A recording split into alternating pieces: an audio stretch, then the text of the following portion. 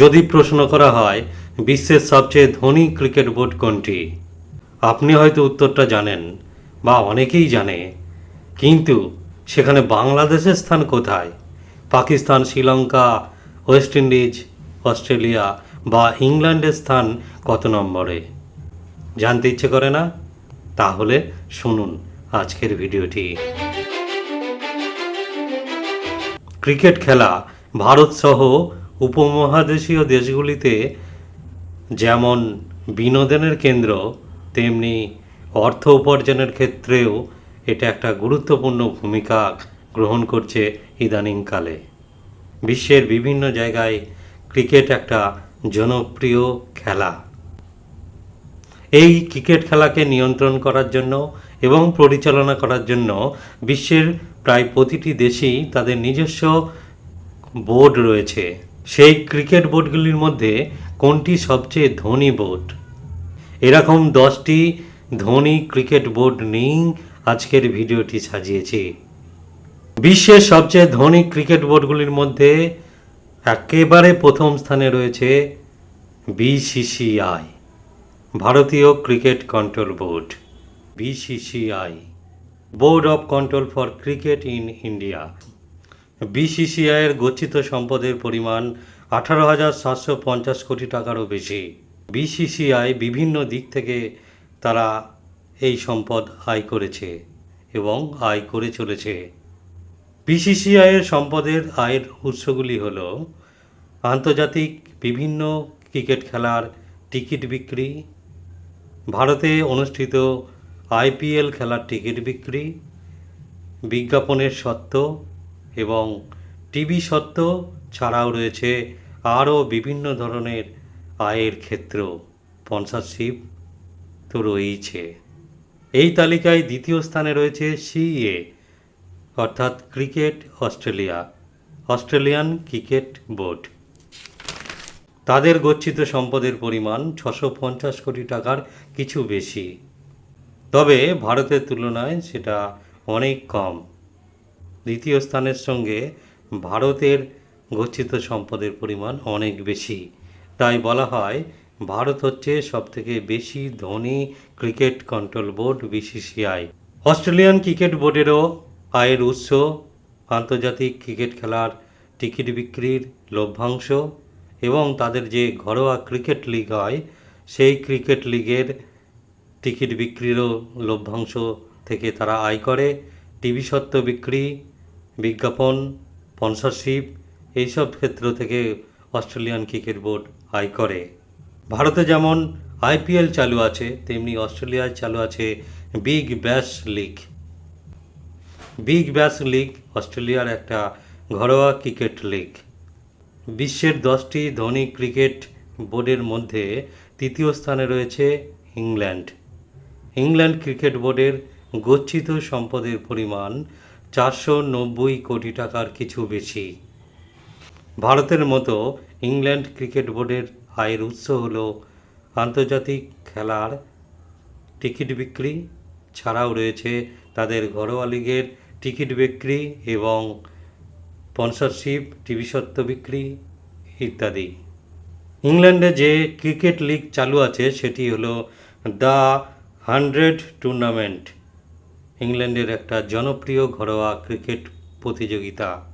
এই তালিকায় চতুর্থ স্থানে আছে পিসিবি অর্থাৎ পাকিস্তান ক্রিকেট বোর্ড। পিসিবি অর্থাৎ পাকিস্তান ক্রিকেট বোর্ডের গচ্ছিত সম্পদের পরিমাণ 450 কোটি টাকার কিছু বেশি। অন্যান্য দেশগুলির মতো পাকিস্তানও একইভাবে টিকিট বিক্রি থেকে আয় করে থাকে। এছাড়াও টিভি স্বত্ব বিক্রি এবং ঘরোয়া ক্রিকেট লিগ পাকিস্তানেও চালু আছে। পাকিস্তানের যে ঘরোয়া ক্রিকেট লিগ চালু আছে সেটি হলো পাকিস্তান সুপার লিগ। এটিও পাকিস্তানের আরেকটি জনপ্রিয় ঘরোয়া ক্রিকেট লিগ। তালিকায় 5 নম্বরে আছে বিসিবি অর্থাৎ Bangladesh cricket board. Bangladesh cricket বোর্ডের গচ্ছিত সম্পদের পরিমাণ 420 কোটি টাকার কিছু বেশি। বাংলাদেশ ক্রিকেট বোর্ড তারাও বিভিন্ন আন্তর্জাতিক ক্রিকেট খেলা, টি20 খেলা এবং টেস্ট খেলা থেকে টিকিট বিক্রি করে তারা আয় করে থাকে। বাংলাদেশেও সম্প্রতি টি-20 ক্রিকেট লিগ চালু হয়েছে, সেটির নাম হলো বিপিএল অর্থাৎ বাংলাদেশ প্রিমিয়ার লিগ। বিপিএল থেকেও বাংলাদেশ ক্রিকেট বোর্ড ইনকাম করে। এছাড়াও স্পন্সরশিপ, টিভি সত্ত্ব বিক্রি এইসব রয়েছে বাংলাদেশ ক্রিকেট বোর্ডের আয়ের উৎস।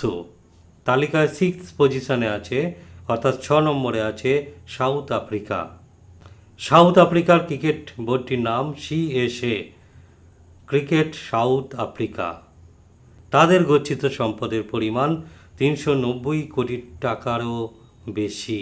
অন্যান্য দেশগুলির মতোই সাউথ আফ্রিকার ক্রিকেট বোর্ড একইভাবে ইনকাম করে থাকে।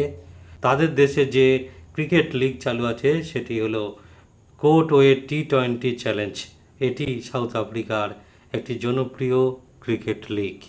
7 নম্বর পজিশনে আছে জিম্বাবুয়ে, জিম্বাবুয়ে ক্রিকেট বোর্ড অর্থাৎ জিসিবি।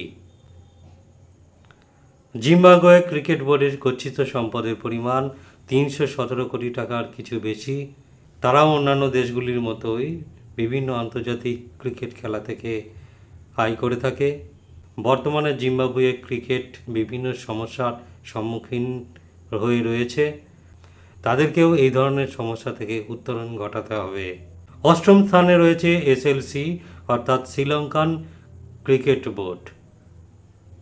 শ্রীলঙ্কান ক্রিকেট বোর্ডের সম্পদের পরিমাণ 160 কোটি টাকার কিছু বেশি।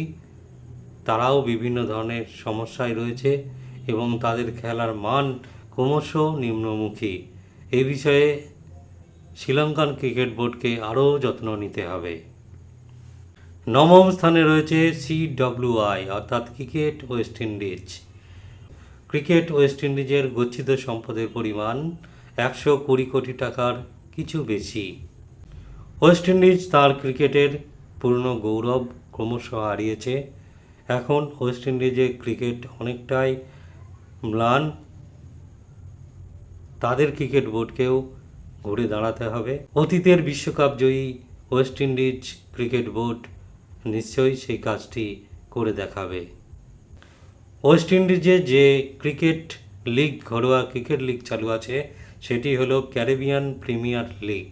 এটি ওয়েস্ট ইন্ডিজের একটি জনপ্রিয় ক্রিকেট লিগ।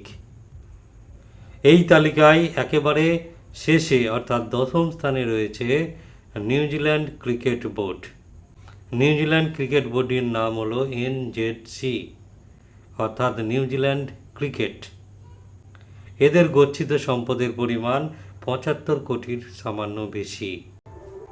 নিউজিল্যান্ডে যে জনপ্রিয় ক্রিকেট লিগ চালু আছে সেটি হলো সুপার স্ম্যাশ টি-20।